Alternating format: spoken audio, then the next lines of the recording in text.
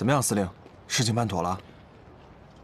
廖先生跟几家外国的报社关系还不错，他答应帮我们刊登旧案重审的消息。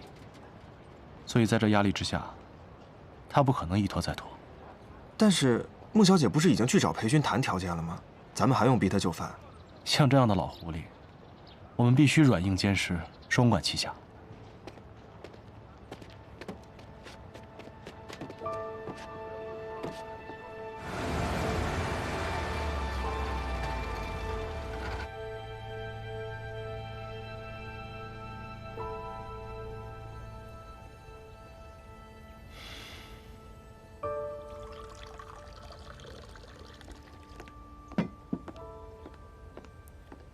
回来了，来坐。怎么样？他没有为难你吧？累死我了。哎，躺。谈妥了吗？嗯，谈妥了。那谈妥了，怎么一脸不高兴啊？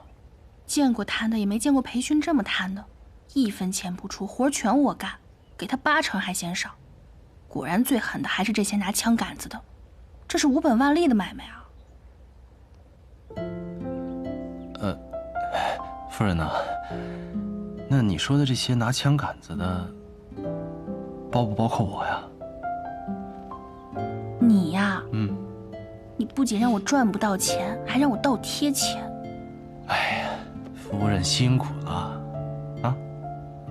谁让我说了我要养你一辈子呢？话都说出口了，也只能认栽啦。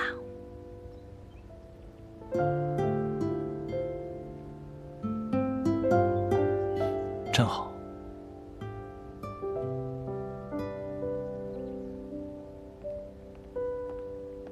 二哥，原来你一直靠嫂子养啊！坐过去。那你不是成吃软饭呢？贾斯，你不说话，没人把你当哑巴啊！哦，你的公公真的够贪的。你的裴公子呢？哦，对了，那个裴勋有没有说什么时候开庭啊？没说，他只说一定会给我们穆家一个公道。公道，半真半假吧，但是商号分红可是源源不断的好处。我估计裴勋不会再与徐伯钧勾结，胜算会在我们这边。胜算是有，就是太贵。嫂子，你别嫌贵。你想啊，这我要是跟裴公子在一起了，那咱们都是自己人。俗话说得好，肥水不流外人田。死丫头，胳膊肘往外拐，你还真把裴家当婆家了？二哥，你还好意思说我？我不过是帮裴家多说2句话，你就说我胳膊肘往外拐。可是嫂子还没跟你成亲呢，就给你花这么多钱。那你的意思是，嫂子也胳膊肘往外拐了？皮痒了是吧？啊，是不是皮痒了？啊！走了，拜拜。你别走，别走！臭丫头！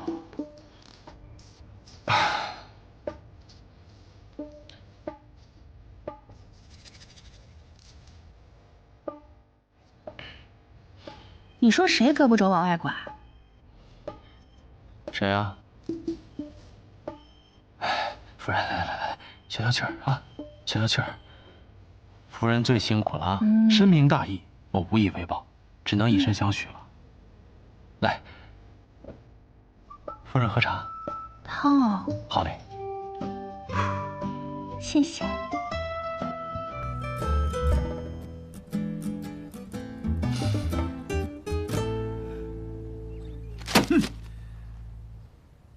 裴勋这个老东西，他是要彻底跟我翻脸呐！拿洋人的报纸恶心我，看来他是铁了心要跟谭玄林站在一起。就算他跟谭玄林站在一起，我们也不用担心。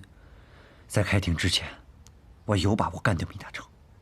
传令下去，让长江以北的军队往函谷关集结，并责令光耀马上押运军需辎重前往支援。督军。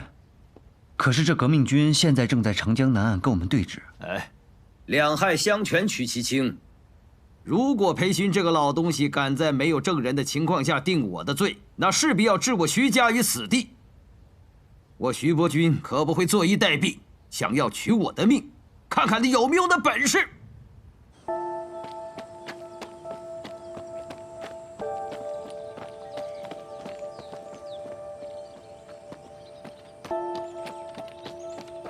你怎么回事？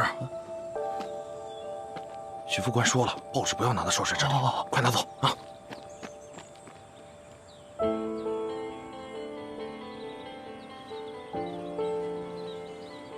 报告少帅，督军电报。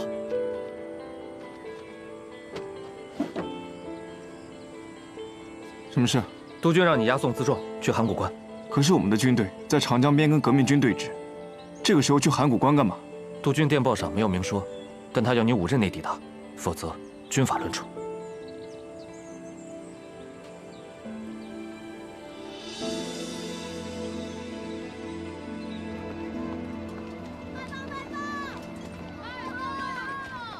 你最近来找我的次数也太勤了吧？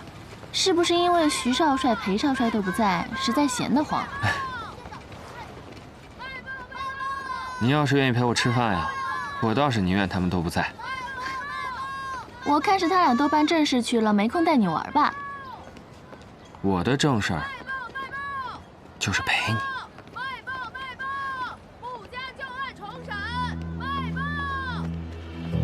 来，过来。我要2份。好，给您，谢谢。谢谢。号外！穆家旧案重审，外报耶！原来小叔叔打的是这个主意。这个谭玄龄就是个小人，亏得光耀抓了他那么多把柄都放过了他，他竟然这样恩将仇报。你说什么呢？你没看报纸上写着找到了新的人证物证，当然要重新审讯啊。小叔叔帮穆家讨回公道，这有什么错？那你怎么知道这些人证物证不是伪造的？我小叔叔不是这样的人。哼，你帮他辩护的倒是起劲儿。他去北京带你了吗？还不是和穆婉清打得火热？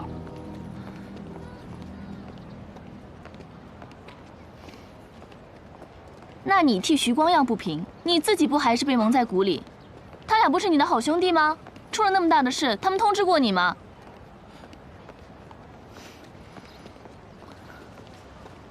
不吃了，我要回家。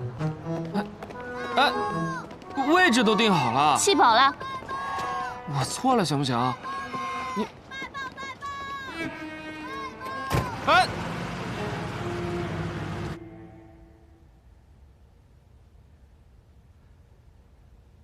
督军，谭司令，请。裴督军，这么晚了找我，是有什么要紧的事吗？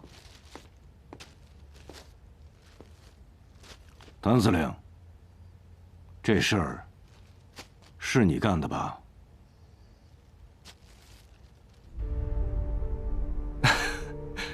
督军说笑了，这明明是徐伯钧啊，怎么能是我干的呢？我还不知道这是徐伯钧吗？啊，你小子别在我面前装傻充愣了。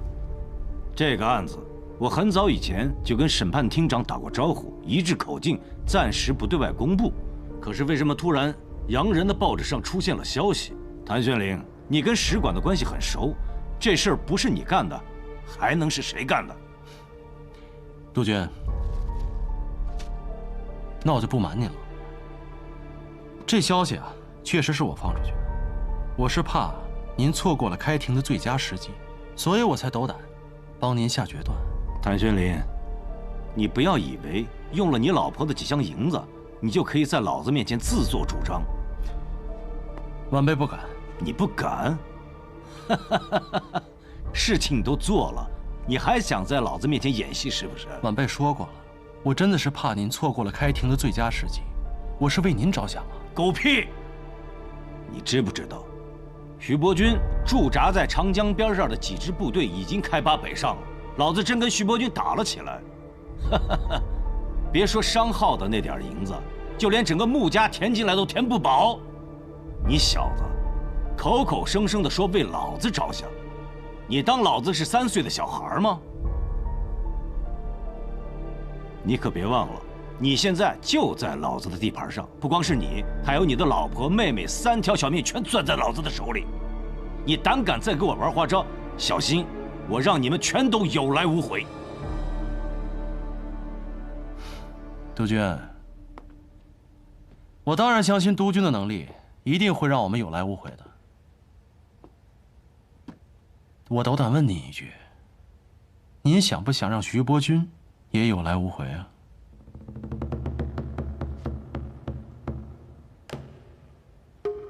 怎么讲？徐伯钧已经在北京了，就住在悦城会馆。他现在人在北京，千真万确。他派副官与您虚与委蛇，自己却在背后暗中筹谋。督军，现在是千载难逢的机会，只要开庭，定徐伯钧有罪，立马就能把他抓进监狱。到时候，是病死狱中，还是畏罪自杀，不都是您一句话的事吗？但是，再拖下去，等徐伯钧离开北京，全身而退，就一切都来不及了。明日开庭，连夜通知。可见裴勋这个老东西是临时起意。是啊，高等审判庭连夜通知我们的，说明天上午10点开庭。督军，我们要不要早做打算？裴勋既然把消息都登报了，开庭是迟早的事，没必要这么匆忙。兴许是想打我们个措手不及。哼哼。闵大成那边都安排好了吗？督军放心，明天就是他的死期。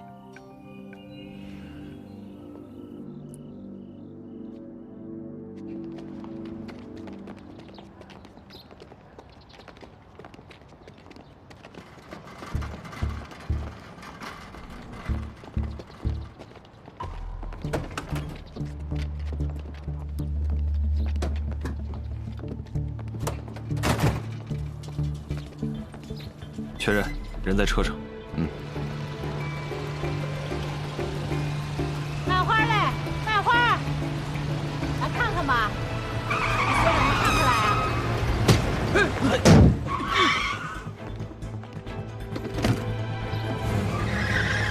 怎么开车的？哎，撞了就跑了！哎，撞了就跑了啊！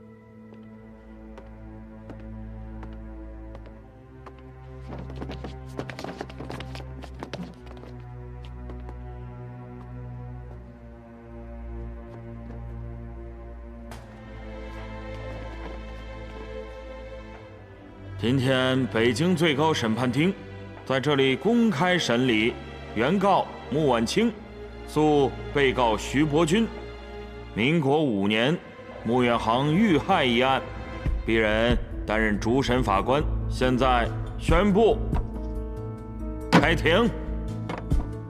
首先由书记官宣读法庭纪律。根据中华民国约法，为维护法庭秩序，请所有到庭人员遵守以下法律。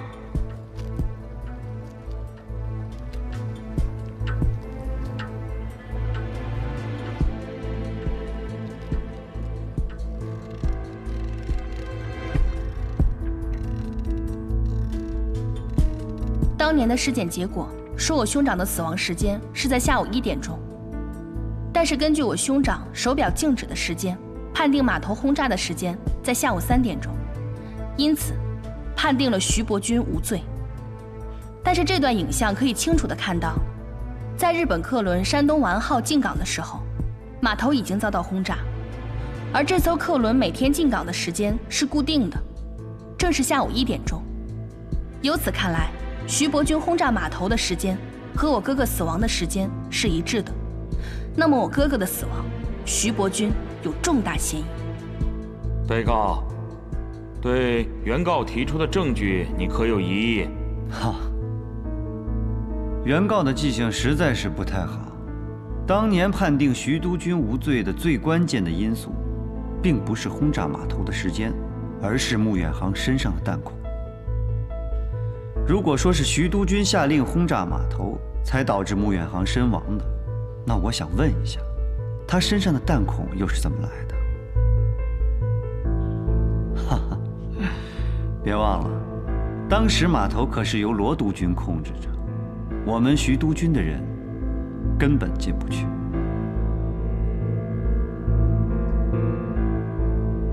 原告，对被告提出的疑义，你可有新的证据提交？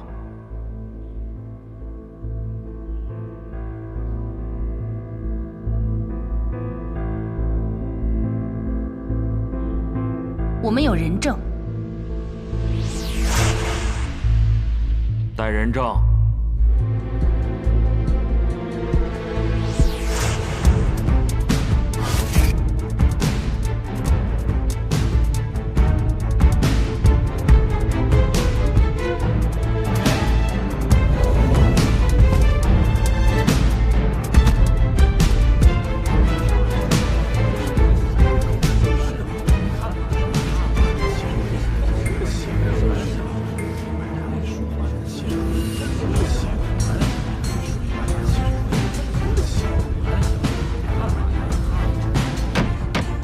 肃静，肃静！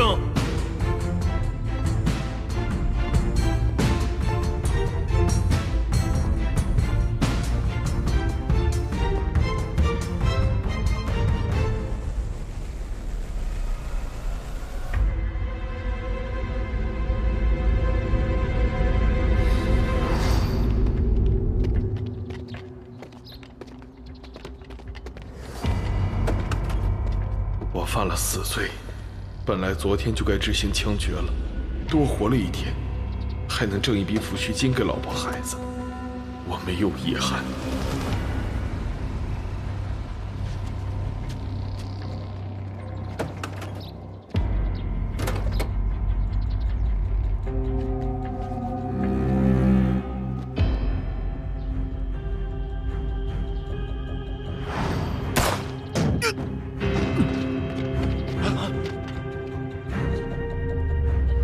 本证人闵大成在此当庭作证，证明10多年前的绑架杀害穆远航之案，真正的幕后凶手就是徐伯钧他们一伙人，而穆远航并非死于绑架撕票，而是因为徐伯钧指使他们的手下开炮轰击仓库，造成了穆远航的死亡。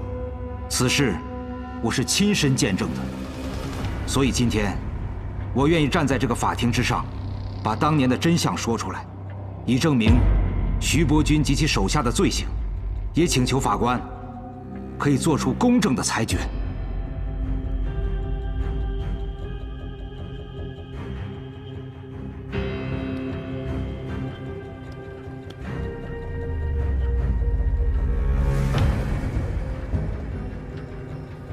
开庭2个小时了吧？是的，督军。没有人证，不应该审问这么长时间呐。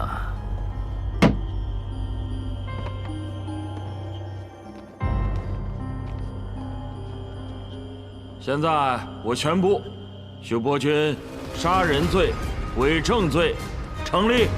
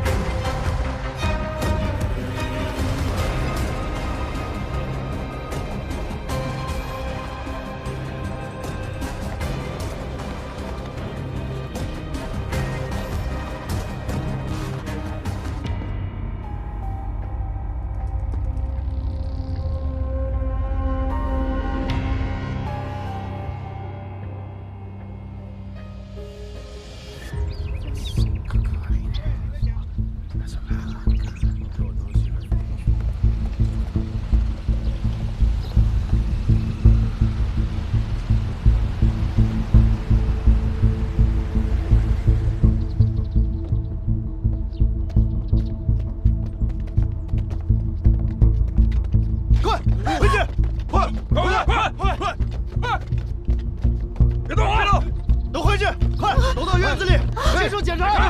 哎，怎么了这是？快！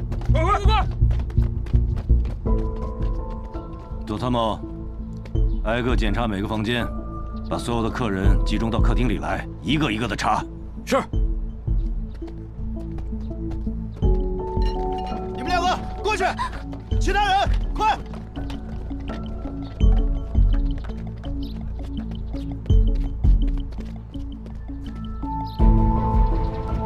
哎呀呀，几位长官，这是干什么呀？我们会馆一向是守法经营的呀。奉高等审判庭之命，越城督军徐伯钧滥杀平民、伪造证据，罪名成立，即刻予以逮捕。哎，长官，我们会馆是光绪年间几个越城商贩凑钱建的，和徐督军不相干呢。放心，没说和你有关系，我们只是得到消息，越城督军徐伯钧前几日便已来京，就下榻在你们越城会馆。这长官，怕是搞错了吧？徐督军若是来京，肯定入住六国饭店，不怎么可能入住我们这儿啊？况且我们这也没有徐督军的入住记录啊。这徐伯钧此次来京一定是经过乔装打扮的，肯定不会用自己的真名啊。大家不必惊慌，好好配合我们检查，我们只抓人犯，绝不伤及无辜。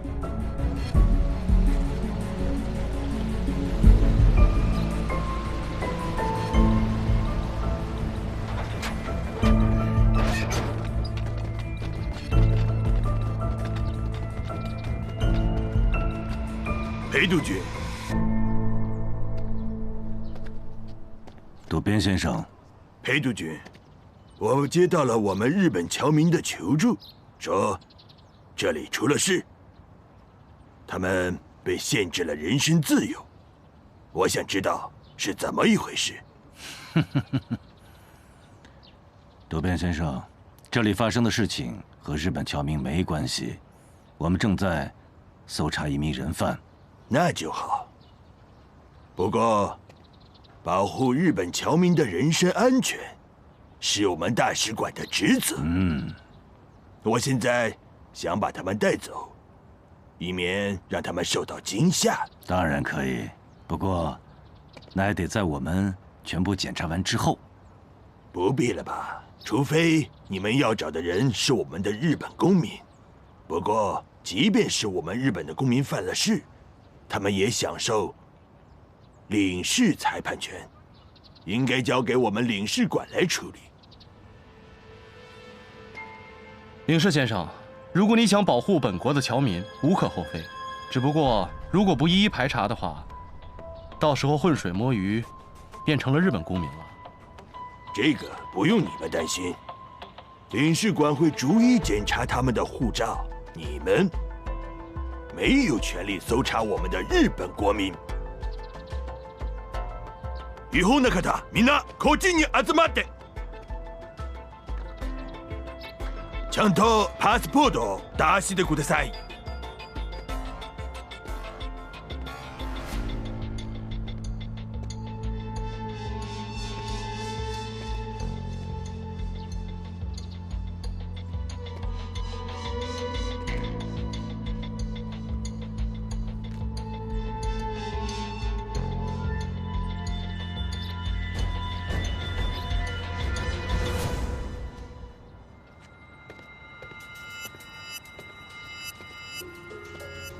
这位长官，我们日本侨民的事情，你们无权插手。这里是越城会馆，是越城客商在北京的落脚之处。为什么会有这么多日本侨民？怕是有人想欲盖弥彰吧？裴督军，这个人很像徐伯钧啊。哦，渡边先生，这位戴眼镜的先生和我们搜查的人犯很像，可以检查一下他的护照吗？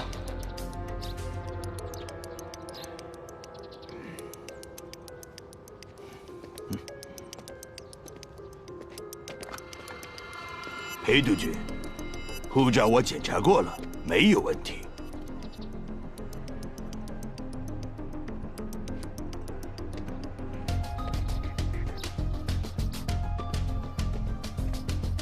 请问这位坂本先生，你在北京做什么？不好意思，我们很多日本侨民不懂中文，你说的话他听不懂。日本の方、みんな外に出てください。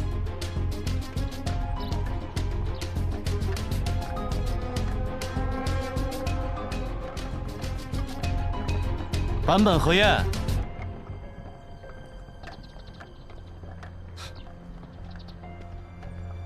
这位坂本先生不像听不懂中文的，而且你的日语名字也不是这么念的。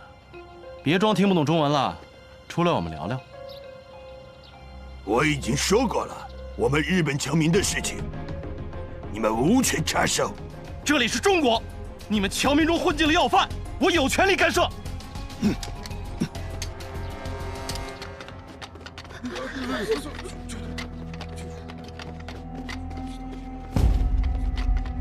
你试试看。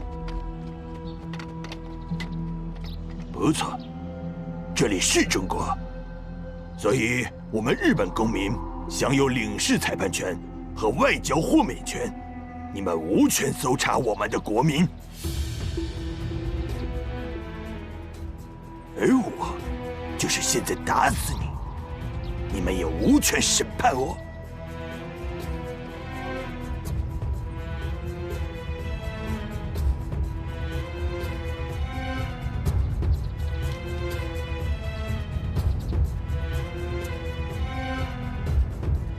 左参谋，把枪放下。裴督军，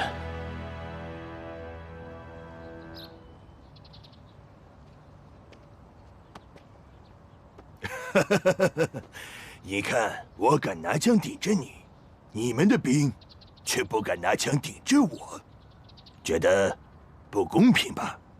我也觉得不公平，但是不好意思，这是你们政府允许的。你们中国人，在中国自己的土地上，却偏偏要低人一等啊！皆さん、外の車に乗ってください。早く！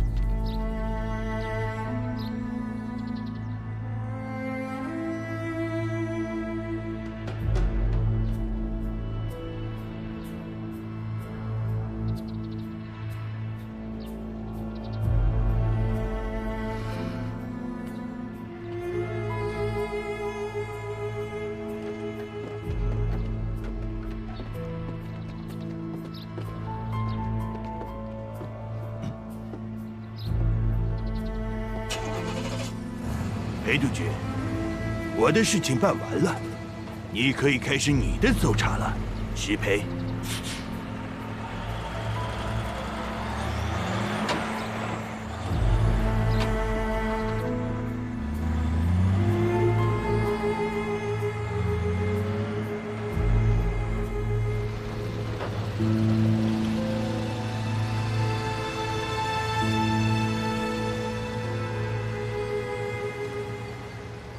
督军，就这么让他们走了？不然让我怎么办呢？啊？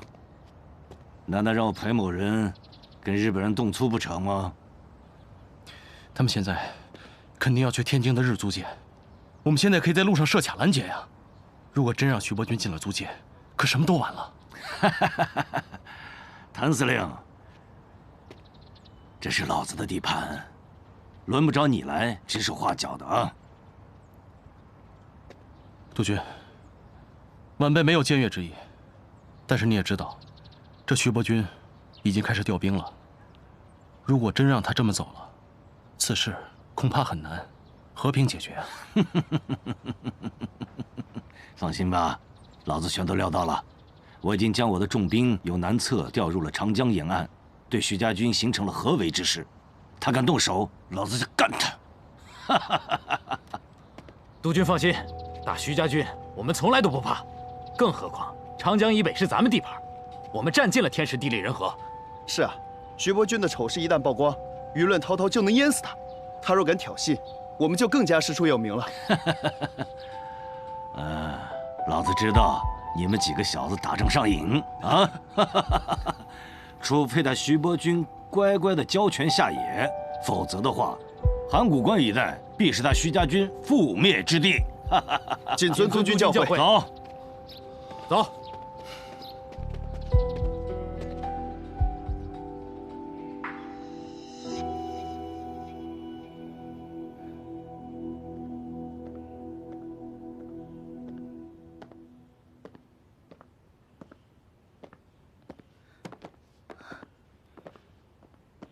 玄林，怎么样了？抓到徐伯钧了吗？对不起啊，让他跑了。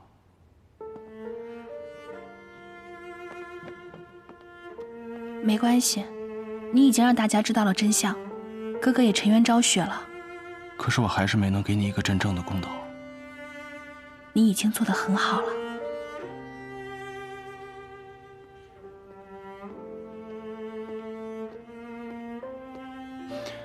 廖先生，闵大成去按手印了，等判决书下来，你就可以带他回上海。多谢廖先生，多谢您帮忙。举手之劳。听说徐伯钧跑了。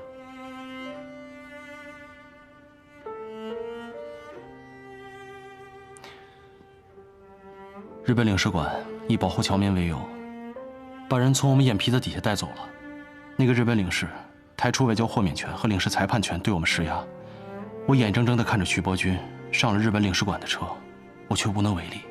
这也不怪你，就连裴勋都不敢跟日本人硬顶，是换成谁都是无能为力。那个日本领事还说了，我们中国人在我们自己的国家，偏偏要低人一等，为什么呀，廖先生？裴勋带了那么多兵，在日本人面前连屁都不敢放。廖先生，我们的国家为什么会变成这样啊？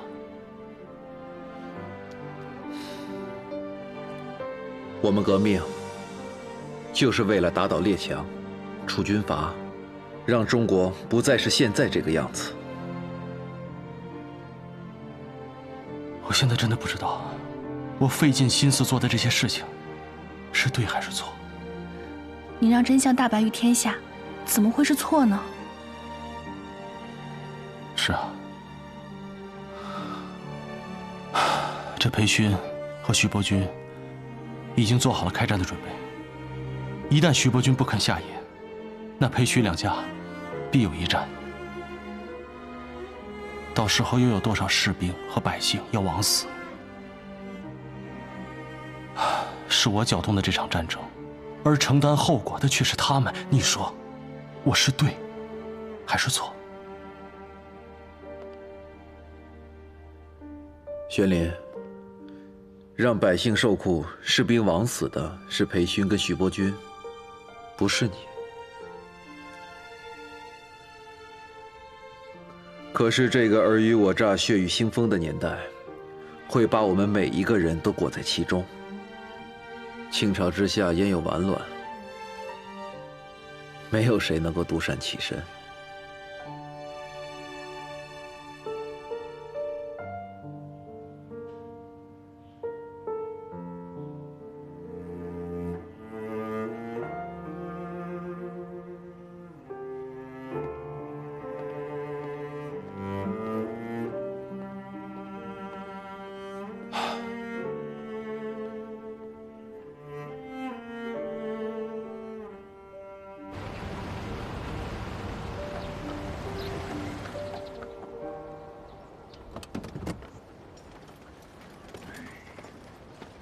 请。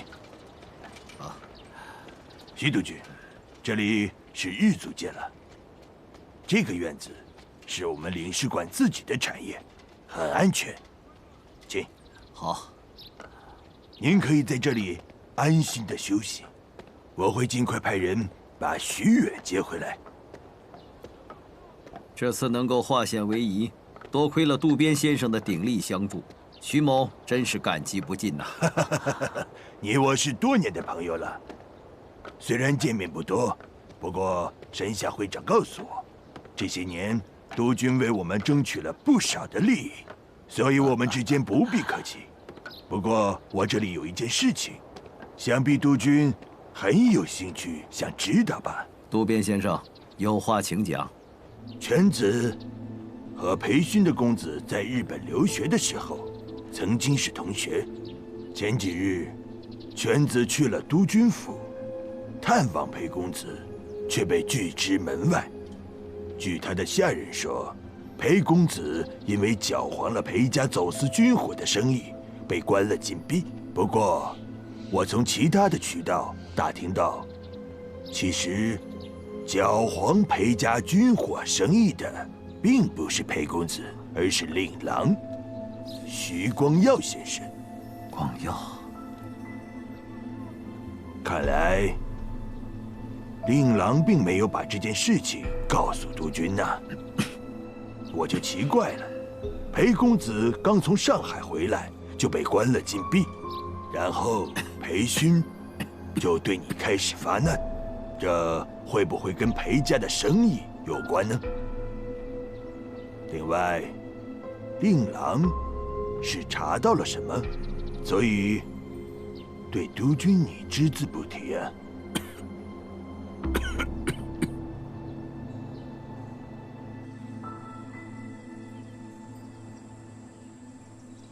这次能扳倒徐伯钧，你立了大功。但是你毕竟有命案在身，所以如果我把你押回上海，即使不判死刑，这终身监禁也免不了。如果你现在走，或许还能隐姓埋名的活一辈子。自己选吧。其实，现在的生活对我来讲，每天都是一种煎熬。如果不是为了扳倒徐伯钧，我可能不会选择活到今天。你放心吧，穆婉婷在香港的生活，我会好好照顾。你是我这辈子信的最后一个人，希望我没有信错人。谭司令，我虽然表面上看起来是一个帮会的老板，可说到底，我根本就是徐伯钧手里的一个提线木偶。这么多年以来，没有一件事情是我自己能够说了算的。这种暗无天日的日子，我早就过厌了。其实，比起苟延残喘、隐姓埋名的活着，倒不如让自己可以决定自己的生死，而更是一种幸福。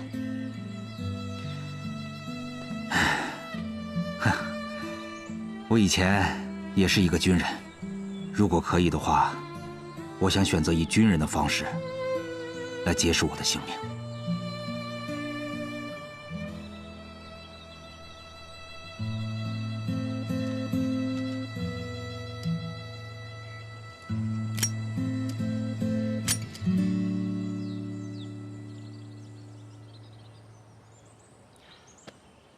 你不会信错人的。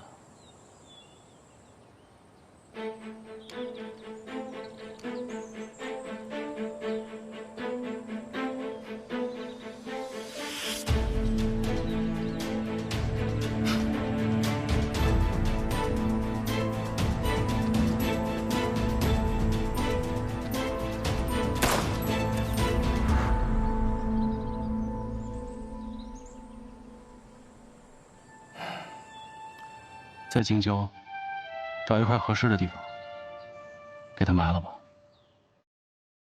哎呦！